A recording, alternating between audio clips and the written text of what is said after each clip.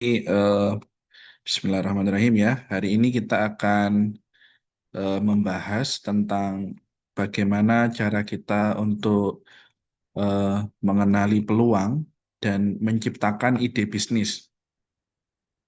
Eh, Insya Allah saya sudah upload ya PPT ini dan nanti silahkan dipelajari dan ada tugas yang mungkin adik-adik harus kerjakan ya.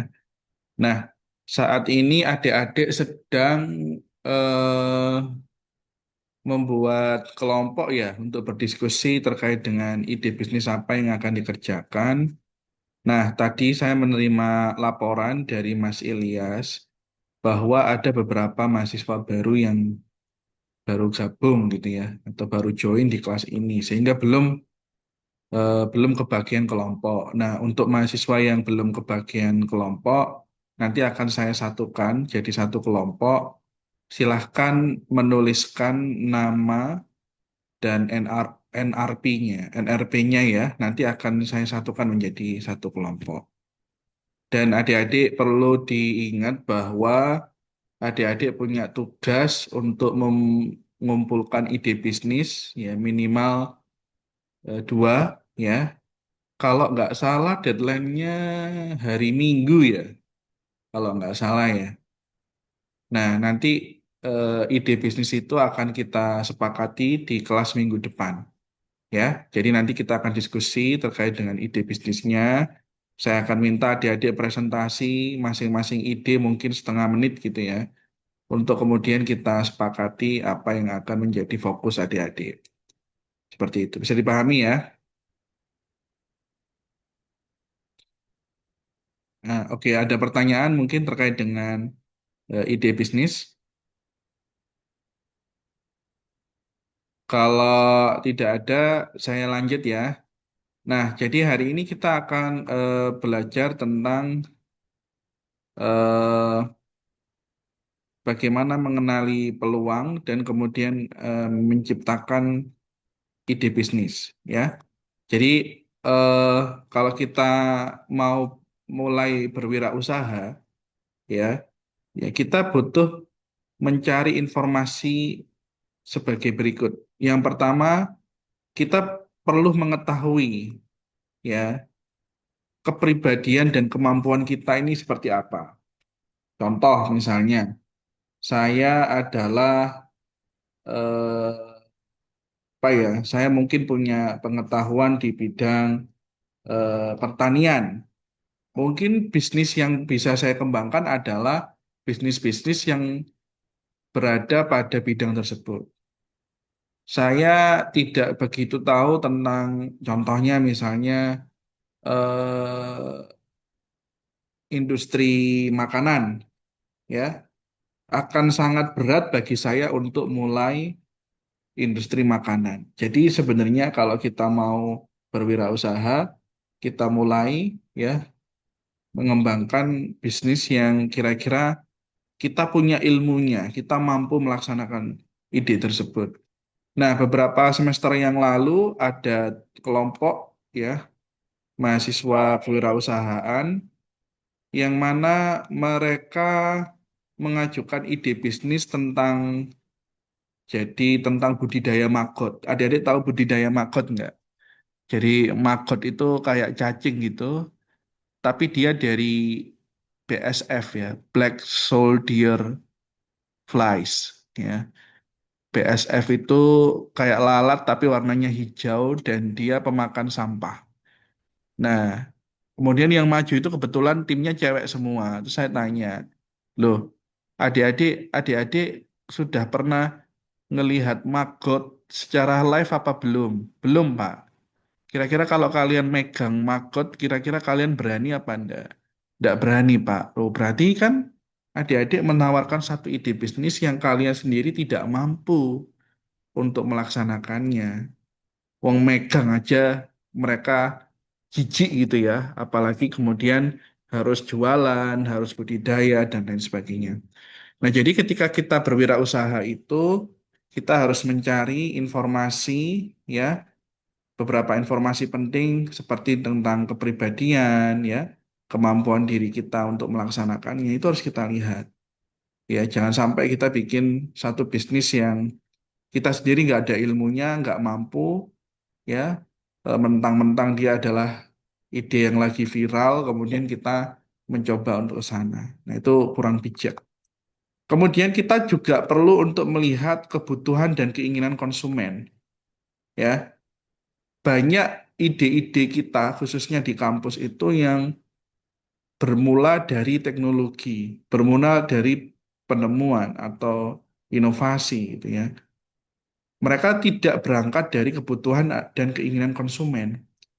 Sehingga ketika mereka mau melepas ke pasar, mereka mau jualan di pasar, sebenarnya konsumen nggak butuh teknologi secanggih itu.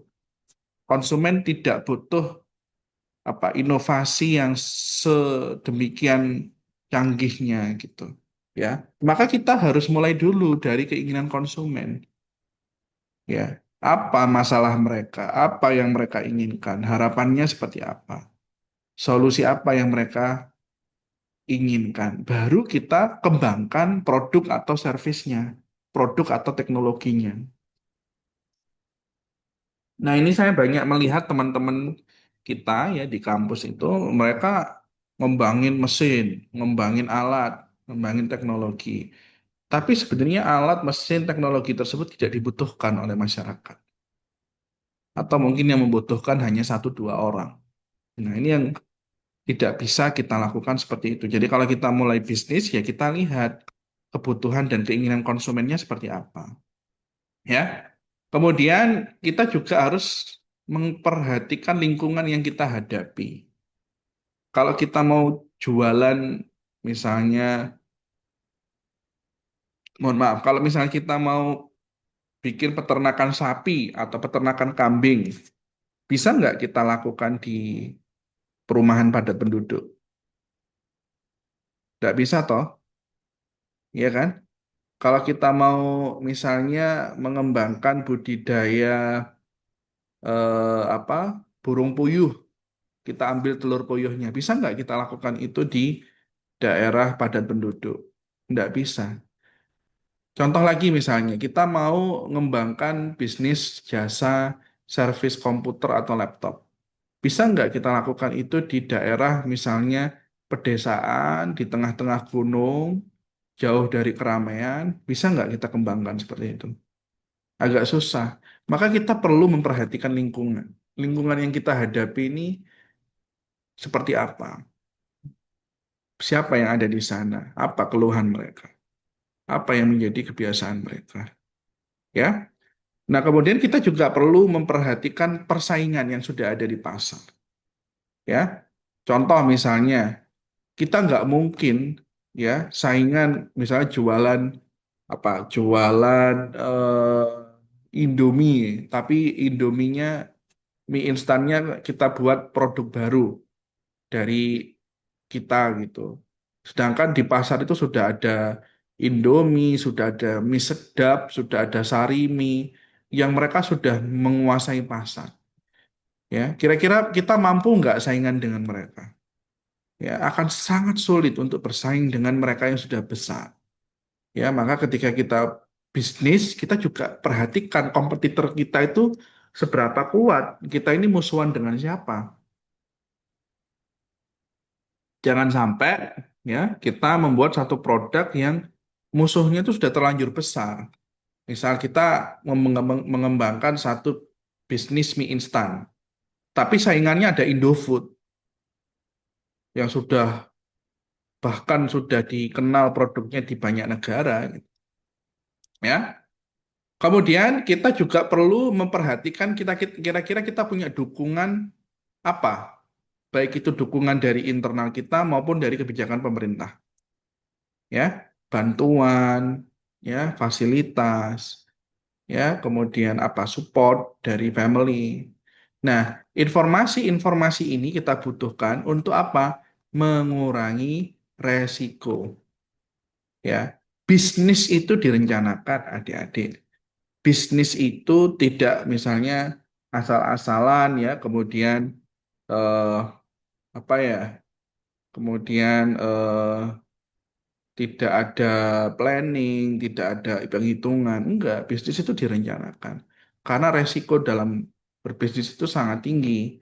Nah, kita perlu informasi-informasi seperti ini untuk mengurangi resiko, ya. Nah, seperti itu.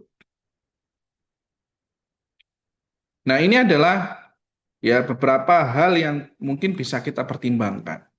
Ya, ini kita sebut dengan model pencapaian diri. Ya, di sini kita harus mengenali keadaan sekarang dari perspektif internal kita seperti apa, dari perspektif eksternal kita, dari sikap mental kita, kemudian dari teknik-teknik. Ini adalah teknologi, keilmuan, kapasitas, skill yang kita punya. Kita coba lihat keadaan sekarang. Dan dengan sumber daya yang ada saat ini, walaupun penuh dengan keterbatasan, kita coba untuk melihat keadaan apa yang kita inginkan dari sisi internal, dari sisi eksternal, dari sisi sikap mental, kemudian teknik-teknik. Nah, ketika kita menganalisis keadaan sekarang dari beberapa aspek ini, dan kemudian kita pertimbangkan kira-kira apa yang ingin kita punya, apa yang ingin kita miliki di kemudian hari, maka kita perlu melakukan manuver-manuver, ya. Dan harapannya manuver-manuver ini bisa kita lakukan, bisa kita sesuaikan sehingga keadaan yang diinginkan ini bisa tercapai, ya. Jadi ketika kita mau memulai bisnis, kita perlu melihat siapa kita, kemampuan apa yang kita punya, ya, fasilitas apa, dukungan apa yang kita miliki. Misalnya ini ada Mas Rafli gitu ya, kemudian ada Mas Arif, ada ya Mbak Seva Aulia gitu ya. Misalnya kalian merupakan satu kelompok gitu ya. Ketika adik-adik ini satu kelompok, maka harus presentasi nih masing-masing. Saya dari prodi ini, kemampuan saya seperti ini. Saya punya skill seperti ini. Kemudian nanti gantian, ya. Mas Rafli misalnya, saya punya seperti ini, kemampuan saya seperti ini, dukungan yang saya miliki, fasilitas yang saya miliki seperti ini. Nanti ada Mas Gozi, kemudian presentasi. Nah, dari hal-hal yang kita miliki, dari informasi ini, kita kemudian mencoba untuk mengembangkan. Kira-kira kita bisa apa? Ya, apa yang bisa kita lakukan? Ya, seperti itu. Nah, adik-adik, ketika kita mengidentifikasi peluang, ya, jadi peluang itu dilihat, peluang berusaha ya, dilihat dari apa? Dari yang namanya kebutuhan. Peluang berusaha itu dilihat dari kebutuhan. Kalau tidak butuh, berarti mereka tidak akan laku di pasar. Contoh misalnya sekarang, adik-adik tinggal di asrama. Di asrama itu apa yang menjadi kebutuhan dan sangat menyusahkan mahasiswa? Oh, Pak Ubed, ternyata di asrama itu belum ada laundry, Pak. Padahal kan mahasiswa setiap hari butuh ngelondri. Nah, kalau misalnya seperti itu, mungkin laundry bisa jadi ide bisnis yang bagus untuk dikembangkan di wilayah asrama mahasiswa. Pak Ubed, mahasiswa itu butuh ini Pak, butuh snack Pak, snack-snack ringan yang bisa mereka beli ketika break antar kelas. Mungkin itu bisa jadi ide bisnis yang bagus.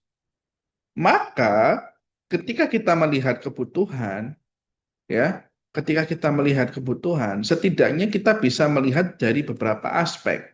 Contoh misalnya, demand lebih besar daripada supply. Kebutuhannya lebih besar daripada penawarannya. Permintaannya lebih besar daripada penawarannya. Nah, ketika demand lebih besar daripada supply, ya, kebutuhannya banyak, tapi yang jual sedikit. Itu mungkin bisa menjadi peluang, ya. Ini adalah apa? Ini adalah peluang. Kita lihat lagi, misalnya kita menemukan bahwa ada produk, tapi kepuasan konsumen sangat rendah.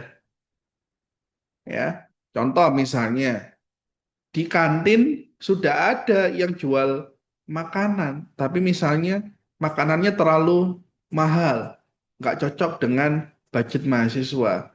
Mungkin kita bisa masuk menawarkan satu produk yang harganya harga mahasiswa untuk meningkatkan kepuasan konsumen, ya. Atau mungkin harga mahal atau kualitas rendah, ya. Jadi mungkin kita melihat di pasar bahwa ada bisnis tapi harganya mahal atau kualitasnya rendah dan kita bisa masuk di sana, ya, kita bisa produksi, kita bisa punya ide, ya, dan dari ide tersebut, dari produksi tersebut kita bisa jual dengan harga yang lebih murah, kualitas yang lebih bagus. Nah, ini adalah peluang, ya. Nah, peluang ini kemudian kita tes sesuai nggak dengan hobi kita, sesuai nggak dengan keahlian kita, sesuai nggak dengan kepribadian kita, sesuai nggak dengan kemampuan kita. Kalau misalnya kita menemukan kesesuaian, maka kita bisa membuat ide bisnis dan kita bisa tes kelayakan usaha. Ya. Jadi mengidentifikasi peluang itu ada tekniknya. Kita lihat peluang tersebut apakah menjadi kebutuhan. Kalau menjadi kebutuhan, kebutuhan yang seperti apa? Apakah demand lebih besar daripada supply? Atau mungkin adanya kepuasan konsumen yang rendah? Atau mungkin harganya mahal atau kualitasnya sangat jelek? Sehingga kita bisa menawarkan solusi dengan harga yang lebih murah, kualitas yang lebih tinggi. Itu adalah peluang. Nah, peluang itu, ya, bisa kita cocokkan dengan kesesuaian kita. Sesuai nggak dengan kemampuan kita? Sesuai dengan keahlian kita? Sesuai enggak sesuai apa tidak dengan apa namanya soft skill yang kita punya. Nah, kalau kita menilai bahwa peluang tersebut itu sesuai dengan apa yang kita miliki, dukungan, fasilitas, ya. Nah, baru kita cek kelayakan usaha ini, ya. Jadi tidak asal-asalan gitu, ya. Contoh misalnya, Pak, saya itu pengen ternak apa? Ternak sapi, Pak. Tapi saya sendiri nggak kuat, Pak, dengan baunya kandang sapi gitu. Nah, kalau kayak gitu kan berarti tidak sesuai dengan kepribadian kita, tidak sesuai dengan kemampuan fasilitas kita. Bisa nggak kita mengembangkan bisnis seperti itu? Nggak bisa, ya. Oke, nah ini adalah beberapa personal karakteristik dari seorang teknopreneur. Ya, ingat, berbeda dengan kewirausahaan biasa, teknopreneur atau kewirausahaan berbasis teknologi itu adalah, ya, kewirausahaan atau bisnis yang mana aspek teknologi ini menjadi penggerak utama, ya, menjadi concern atau menjadi, ya, aspek utama yang dibutuhkan, ya, adik-adik. Nah, adik-adik, apa sih karakteristik dari seorang teknopreneur? Yang pertama, ya, ini ada beberapa karakteristik yang cenderung membuat sebagian orang lebih baik dalam mengenali peluang daripada yang pertama adalah apa? Pengalaman. Kalau orang sudah pengalaman, dia bisa aja menemukan bisnis, bisa aja cari cuan dengan berwirausaha. Dia bisa melihat potensi pasar seperti apa. Dia bisa menjawab kebutuhan pasar seperti apa berdasarkan pengalaman. Kemudian juga berdasarkan jejaring sosial, ya. Adik-adik nggak bisa adik-adik itu bisnis tanpa punya jejaring yang bagus, ya. Orang yang punya jejaring yang bagus, temannya banyak, kenalannya banyak, itu akan lebih mudah untuk mengembangkan usaha daripada orang yang apa, yang mungkin temannya sedikit gitu, ya, dan lain sebagainya. Kemudian faktor kognitif, kecerdasan kita. Ya, orang yang cerdas itu lebih mudah untuk mengenali peluang daripada orang yang kurang cerdas. Dan yang terakhir adalah kreativitas, ya. Jadi ketika kita membuat bisnis, kita harus kreatif. Orang yang kreatif, mereka akan cenderung mengenali peluang lebih baik daripada orang-orang yang kurang kreatif. Nah, berikutnya adalah apa sih yang dimaksud dengan peluang? Peluang itu adalah suatu keadaan menguntungkan yang menciptakan kebutuhan akan produk baru, layanan baru, atau bisnis baru. Itu adalah satu keadaan yang berpotensi untuk memberikan kita keuntungan, asal kita bisa menangkap. Ya, contoh misalnya, Pak Ubed, sebentar lagi akan ada wisuda. Oh ya, kapan Mas? Kapan Mbak wisudanya? Oh, 2 minggu lagi Pak Ubed. Oke. Apa kira-kira yang bisa kita jual? Saya mau jualan buket, tapi buketnya itu bukan buket bunga Pak Ubed, tapi buket jajan. Nanti saya jual harga 15 sampai 20 ribu. Insya Allah laku. Karena apa? Karena ada peluang. Dan kita bisa menangkap peluang itu. Kita bisa bikin buketnya, ya kan? Kemudian jajan-jajan juga kita bisa dapatkan secara murah ya, misalnya di Superindo atau di toko-toko grosir, ya. Maka peluang itu adalah keadaan yang menguntungkan dengan syarat kita bisa apa? Mendapatkan. Kalau dia tidak bisa mendapatkannya itu bukan itu berarti bukan peluang untuk Anda, mungkin peluang untuk orang orang lain. Jadi peluang itu adalah keadaan yang berpotensi untuk memberikan kita keuntungan sehingga kita bisa menciptakan kebutuhan akan produk baru, jasa baru, bisnis baru, seperti itu. Ya. Nah, peluang itu adik-adik itu dikatakan berkualitas kalau memiliki beberapa karakteristik ini. Yang pertama, peluang itu dikatakan bagus, peluang yang bagus kalau dia atraktif. Atraktif itu, wah ini kayaknya menarik ini. Ini kayaknya potensi cuan besar ini. Ya. Yang kedua, durable. Ya, durable itu apa? Bisa sustain. Ya, Pak, ide bisnis ini Pak, insya Allah bisa sustain Pak. Paling nggak sampai 3 tahun ke depan. Yang ketiga, ya ini berkaitan dengan timely. Timely itu juga berkaitan dengan apa ya? Dia bisa sustain sampai jangka waktu yang lama. Yang keempat, suatu peluang itu dikatakan peluang yang bagus jika bisa ini. Kata kuncinya adalah menambahkan manfaat, menciptakan atau menambah manfaat untuk konsumen. Percuma kita bikin produk yang sama dengan produk yang sudah ada di pasar. Karena tidak ada keterbaharuan di sana. Manfaat yang kita berikan kepada konsumen sama. Tapi kalau kita bisa buat produk, bisa buat jasa yang menciptakan kebermanfaatan, yang menambah manfaat, menambah nilai untuk konsumen, itu akan menjadi kesempatan yang bagus. Ya, jadi opportunity itu punya kualitas. Kualitasnya bisa dilihat dari segi attractiveness-nya, durable itu strong gitu ya. Dia tidak mudah dipatahkan idenya, timely, bisa sustain sampai waktu yang lama, dan yang keempat adalah menambah atau menciptakan kebermanfaatan. Nah, ya, adik-adik akan melakukan diskusi kelompok ya nanti ya ketika selesai kelas ini untuk kemudian menemukan beberapa peluang bisnis yang ada di sekitaran kita. Nah, beberapa hal ini, cara mengidentifikasi peluang, bisa kalian perhatikan atau cermati.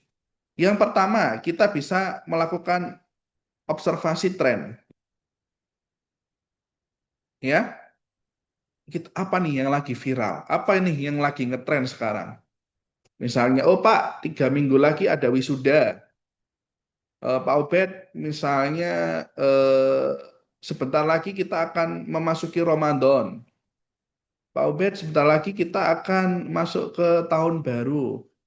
Pak Ubed, ini ada event seperti ini ada tren seperti ini. Coba kita observasi apa yang lagi ngetren di pasar saat ini. Nah, kemudian bentuk dari peluang adalah kita bisa nggak menciptakan solusi untuk masalah yang sedang dihadapi oleh masyarakat. Ya, masyarakat ini kan banyak sekali permasalahannya. Bisa nggak kita coba untuk fokus pada satu dua masalah dan kemudian kita selesaikan masalah tersebut. Ya, jadi peluang itu bisa kita lihat ketika kita misalnya kita bisa menyelesaikan satu masalah. Atau kita juga bisa melihat gap yang ada di market. Contoh misalnya, Pak, saya ada di kawasan Keputih. Oke, kawasan Keputih, apa nih yang belum ada di kawasan Keputih? Setelah saya pelajari, Pak Ubed, yang belum ada di kawasan Keputih itu sepertinya adalah laundry, Pak Ubed. Oh, laundry belum ada. Iya, Pak, laundry belum ada. Mungkin karena kita bisa menemukan gap yang ada di pasar, ya, kita bisa menemukan apa namanya, kita bisa menemukan gap itu tadi ya, eh, apa yang belum ada di pasar, maka itu menjadi satu peluang bisnis. Pak Obed, saya tinggal di asrama. Oke, yang belum ada di asrama apa? Kebutuhan kalian. Yang belum ada adalah misalnya jasa potong rambut Pak Obed, kayak barbershop atau salon. Wah, itu menarik itu kalau bisa diadakan. Karena belum ada di sana. Ya kan? Maka salah satu cara kita mengidentifikasi peluang adalah kita melihat apa yang belum ada di pasar. Ya, pesimis, orang yang pesimis itu selalu melihat ya bahwa di setiap peluang itu pasti susah untuk mendapatkannya. Tapi seorang yang optimis ya, dia selalu melihat kesempatan di sesuatu yang susah, sesuatu yang apa ya, menjadi permasalahan untuk orang lain. Ya, ini bedanya di sana. Ya. Jadi cara kita untuk mengidentifikasi peluang, kita bisa melihat tren atau menyelesaikan permasalahan atau juga kita bisa apa? Kita bisa melihat apa yang belum ada di pasar. Ya, seperti itu. Nah, sekarang eh, coba misalnya ini ada beberapa contoh bisnis yang berkembang, ya. Contoh misalnya dulu ada tren orang suka staycation. Adik-adik tahu staycation ya? Staycation itu jadi akhir pekan, weekend itu mereka lebih memilih untuk pergi ke hotel atau ke apartemen, nyewa hotel, daripada mereka harus misalnya pergi ke gunung atau gimana. Nah, itu adalah tren. Kemudian tren misalnya ya ada apa ya, misalnya ada orang sekarang suka backpackeran. Maka ada muncul ide Airbnb. Ya, Airbnb ini adalah ya semacam platform kita bisa gunakan untuk mencari apartemen atau kos-kosan yang harganya miring dan cocok untuk para backpacker atau traveler. Nah, beberapa tren yang harus kita perhatikan, kita bisa lihat dari aspek ekonomi, apa nih yang lagi ngetren, dari aspek sosial, dari aspek teknologi, dari aspek politik dan regulasi. Kita dalami, kita analisis, kira-kira apa ya tren yang ada di beberapa aspek ini, baru kita munculkan ide bisnis. Ya, baru kita munculkan apa? Ide bisnis. Nah, ini adalah Airbnb, salah satu ide bisnis yang mungkin beberapa tahun terakhir ini perkembangannya sangat pesat, ya. Adik-adik bisa cari apa ya, mungkin hotel yang lebih murah gitu ya, melalui Airbnb. Nah, ini adalah contoh peluang untuk menyelesaikan permasalahan. Ya, contoh misalnya kita punya masalah krisis lingkungan, krisis polusi gitu ya. Kemudian ada krisis BBM juga. Beberapa waktu yang lalu di Jember itu gara-gara di Jember itu ada jalan ya, di gunung apa ya yang kalau kita mau ke Banyuwangi itu gunung apa ya? Gunung. Kalau ke Jember itu lewat gunung apa? Ada yang dari Jember nggak? eh Ya, jadi beberapa minggu yang lalu itu ada masalah gitu ya dengan stok BBM yang ada di Jember.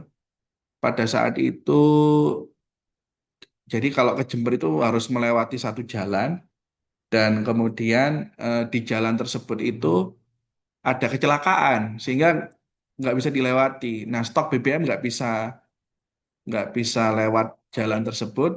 Akhirnya di Jember itu sempat kelangkahan BBM terjadi. Sehingga orang-orang nggak bisa pergi kemana-mana, nggak bisa. Nah, kita bisa menyelesaikan permasalahan tersebut. Contoh, krisis BBM, ya, kemudian apa polusi udara, pencemaran, dan lain sebagainya, maka kita bisa menawarkan satu ide. Ya, idenya apa, Pak? Idenya, eh, idenya misalnya kita bikin mobil listrik, ya, mobil listrik dan mungkin bisa atau mungkin kita bikin ide charging station untuk mobil listrik dengan tenaga atau panel surya.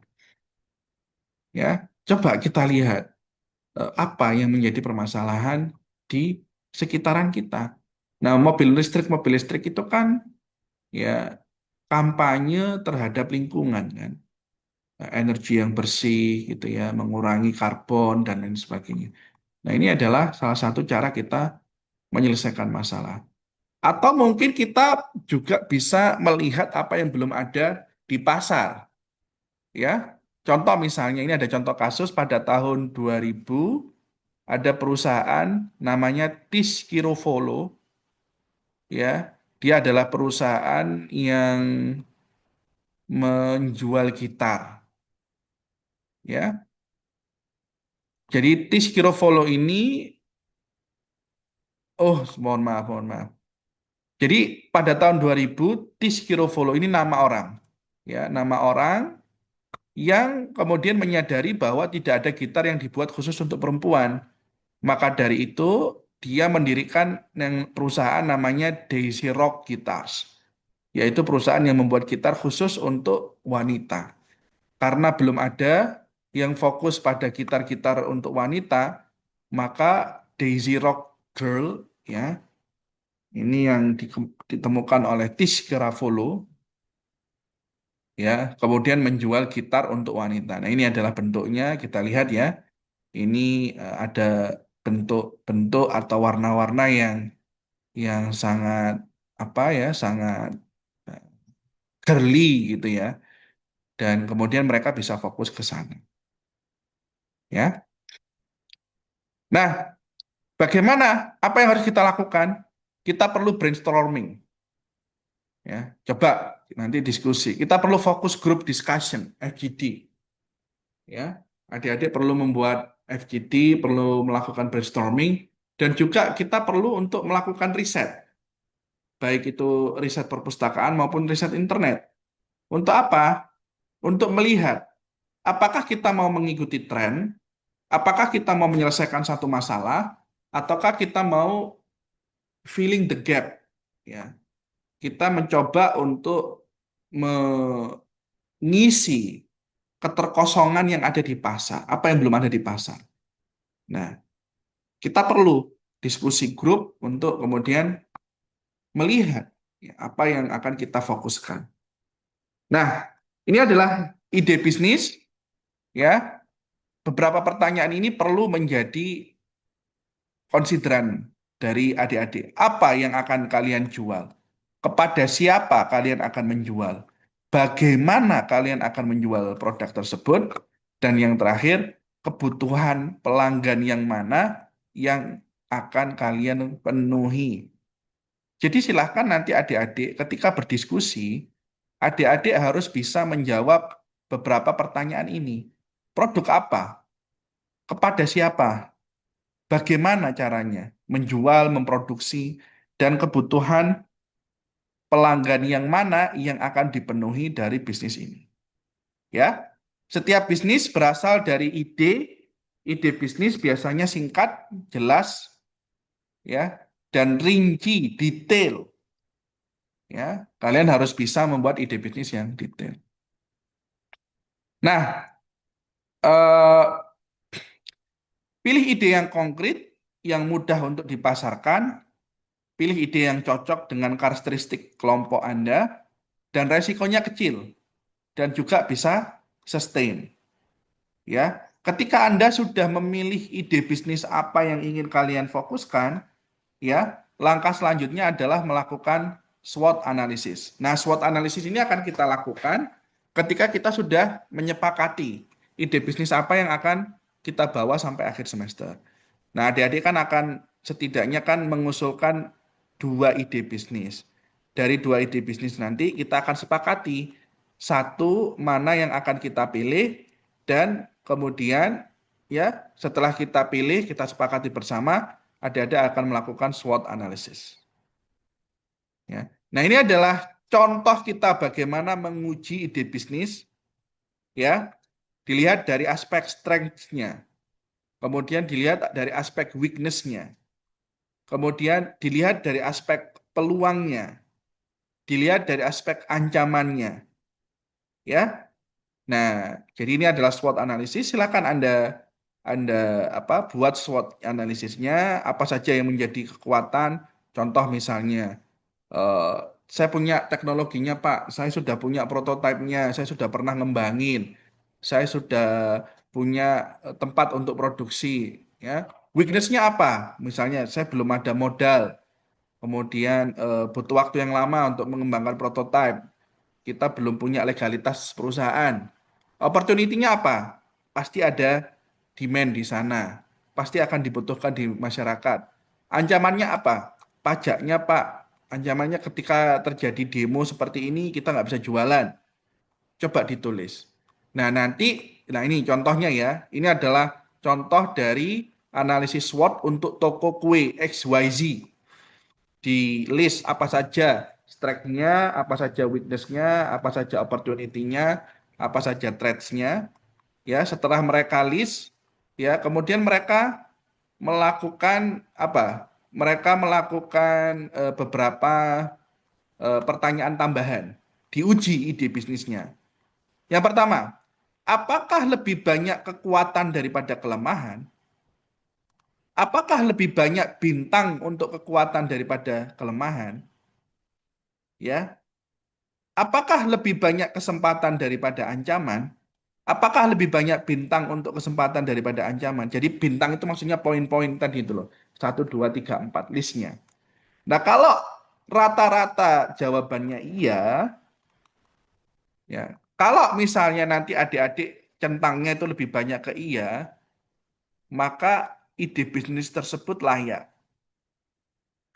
Dan kemudian adik-adik harus membuat apa ya, semacam strategi bagaimana kita bisa mengatasi kelemahan dan ancaman tersebut.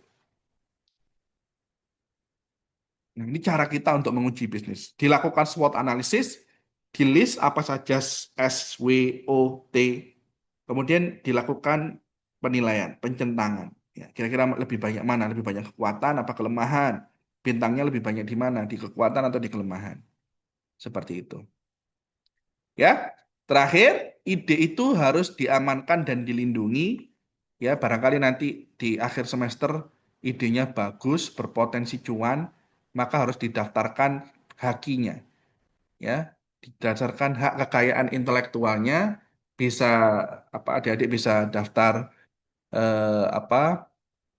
perlindungan terhadap merek atau perlindungan terhadap produk atau dipatenkan gitu ya kalau berkaitan dengan teknologi dan nanti akan dibantu oleh teman-teman dari bidang satu di kemahasiswaan, Direktorat Kemahasiswaan. Di situ ada salah satu subdirektorat ke tentang kewirausahaan. Adik-adik bisa pergi ke sana untuk mendaftarkan hakinya dan nanti akan dibiayai. Setiap tahun mereka punya program untuk membiayai ide bisnis yang dikembangkan oleh adik-adik mahasiswa. Jadi nanti mungkin Kalau memang idenya bagus, adik-adik pengen melindungi ya ide tersebut, silakan adik-adik pergi ke Direktorat Kemahasiswaan di dekatnya kantin pusat ya. Di sana ada subdirektorat kewirausahaan mahasiswa. Adik-adik bisa dibantu untuk melindungi ya, dibantu untuk melindungi haki atau ide bisnis tersebut. Ya, ada pertanyaan? Monggo kalau ada pertanyaan. Jadi intinya adalah adik-adik akan membuat ide bisnis, kemudian diuji, pastikan salah satu hal, apakah ide bisnis tersebut adalah tren atau menyelesaikan masalah atau filling the gap yang ada di pasar, ya. Nah, kemudian dilakukan SWOT analysis, dicek mana yang lebih banyak. Apakah strength lebih banyak daripada weakness? Apakah opportunity lebih banyak daripada weakness? Kalau strength dan opportunity-nya lebih banyak, maka bisnis itu layak. Dan kita juga harus membuat strategi untuk mengantisipasi weakness ya, permasalahan, dan juga eh, threats, ancaman ke depan, kelemahan dan ancaman. Baik, ada pertanyaan? Monggo, kalau nggak ada. Kalau kalau nggak ada, mungkin kita bisa cukupkan ya.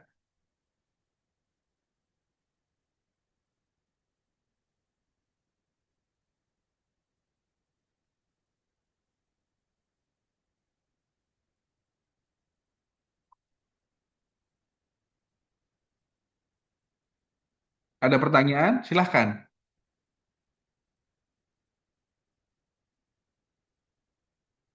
Cukup ya. Saya buka presensi. Silahkan adik-adik absen. Nah, kode presensinya,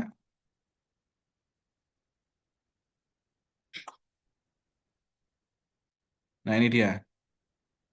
Kode presensinya adalah 850478. Ya, 850478. Monggo, silakan di-scan.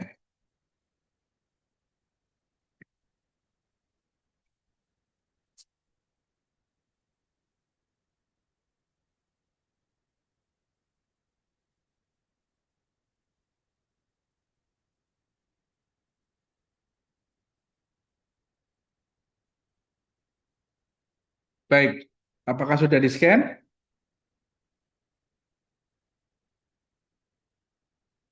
Sudah, Pak. Sudah ya? Saya cukupkan ya. Baik, terima kasih. Sampai jumpa minggu depan di kelas ya. Tolong jangan lupa deadline untuk pengumpulan ide bisnis. Bagi adik-adik yang baru join, ya mungkin silahkan menjadi satu ya, satu grup. Atau mungkin bisa list dulu namanya di grup. Nanti kalian bisa bikin satu grup untuk berdiskusi terkait ide bisnis apa yang akan kalian kembangkan.